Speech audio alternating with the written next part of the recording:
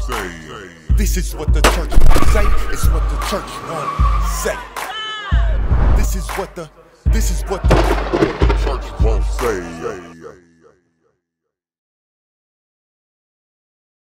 Definitely, yeah. So I thought about this, and for me it would be perfectionism.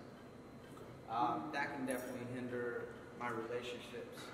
I tend to be sometimes too transactional. I know that, I understand that now, that women like to have fun, they like mystery, they like that softness, and sometimes I tend to be like, okay, well, this is what I bring to the table, what do you got, and let's do this, like a business transaction, and I think that that's the wrong mentality for me to have, and so I'm trying to like chill on that.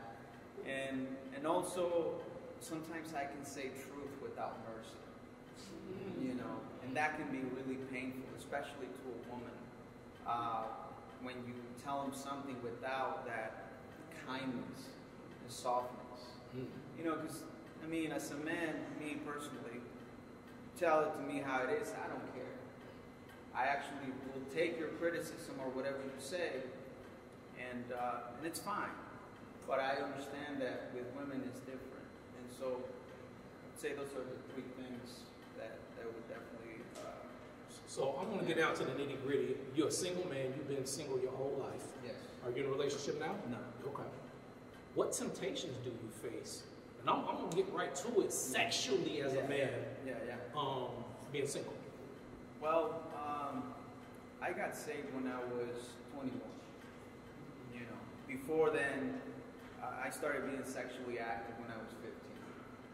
And so I didn't care about, like holiness or anything before that. But when I turned 21, that's when God started to deal with me about sexual purity, about keeping myself pure. And believe me, man, I'm 32 now. I faced so much sexual temptation. I met so many beautiful women that I knew it was just like, it was a test. There were so many tests that like I had to overcome, But yeah, it's difficult because sex and all of that is readily available out there. Yeah. Like you can go anywhere, and I could go anywhere and get a woman. If I want to have sex, I can make that happen easily. There are so many apps. I can even get a prostitute. So this one's a vote for y'all. We need to pull him out quickly, y'all. It's better to marry than to burn. So, any choosers? This guy. Let me ask you this. Yeah. This is for both of y'all, whoever want to answer. Do you think you could be happily married if sex was infrequent or just bad? I'd say no. No? Definitely not. Definitely not. Because based on my understanding on sex was, created as a gift from God to be within marriage, to be kind of like a covenant renewal, So every time you have sex, you intensify that connection between you and your woman.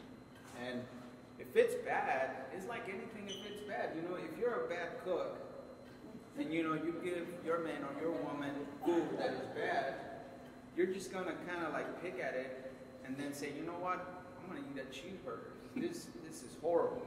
You know what I mean?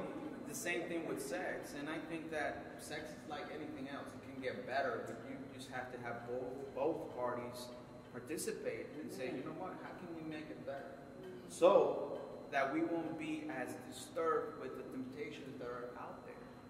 Because you have to understand your human nature as well.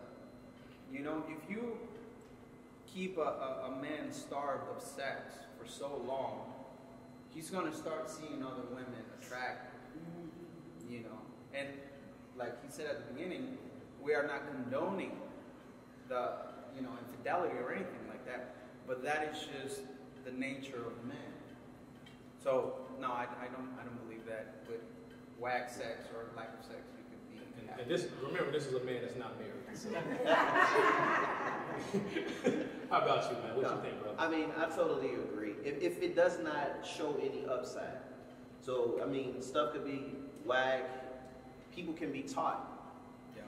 You know, now he brought up a good point about truth and just being blunt. You know, I mean, I feel like the truth sandwich in love goes a lot better. You definitely don't talk about how so and so used to do it. Now that's a whole nother issue. If you're trying to bring in somebody else that's still in the bedroom, because that could hinder. That could be the reason why it's whack, because you still have a soul tied to somebody else, and so it's nothing that person could ever do. Your spouse now, because your body is still on 63rd. You know, so we have to come back so that's a hindrance. But to straight directly answer the question, no, it's a major problem and it has to be worked on. Now the avenue on how it gets worked on is yet to be said, because you have to consider both person's background, and so what's making it whack. You know, if my spouse or myself, if we've been touched, been molested as a child, then it's a strong possibility that the sex could be whack, because certain things as triggers that bring forth in the most intimate space is still not trust there. There's still trauma there. So until that part is healed, then we need to go. So now, am I going to divorce because of that? You know, it depends. Now I'm gonna say this. Now I'm being real, because I had to be real. Because I was gonna say the right, what you supposed to say? Yeah, you know. No, we here to be transparent. Because if that person is not willing, because it's free will, right? So everybody has a right. Some people have grown accustomed to just walking with their baggage, and if they do not want to let it go and do the proper things, then as much as I would want for someone to be free, if they don't want to be free, I can't do it. Yeah. But then it comes to a stage of now it's hindering me. Yeah. Right. So then it could lead to divorce, you know, because the intimacy aspect is not there. No different than our spiritual. If there's no spiritual intimacy with God, then there's no real relationship. Right. So it goes hand in hand. So that's why that good thing, that marriage is the real reflection. So you all might hear us talk about that more often. Mm-hmm. And I'm just going to go in and just say this is a very touchy subject. If it's because you are sick, it's because you're taking medication, it's something that's beyond you, I completely understand why it may be free. That's one situation. But it's just because you're being stubborn, or you trying to use that to manipulate, or you're frustrated and angry, then and you can't let something go. Usually it's because of unforgiveness. Mm-hmm. So we have a bigger problem altogether. But I'm going to struggle, because that's one of the most selfish things a wife can do. Do you know the Bible says come together so that you won't be tempted? Yeah. So that means if you're not coming together with your husband or your wife, then you're leading me to be under attack by the enemy. Mm-hmm. So I gotta go to work.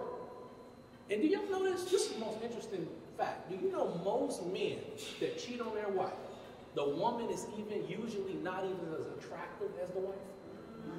You ever thought about that? Typically, anybody that's ever been cheated on, don't raise your hand. If you see the woman, you're like, you did that.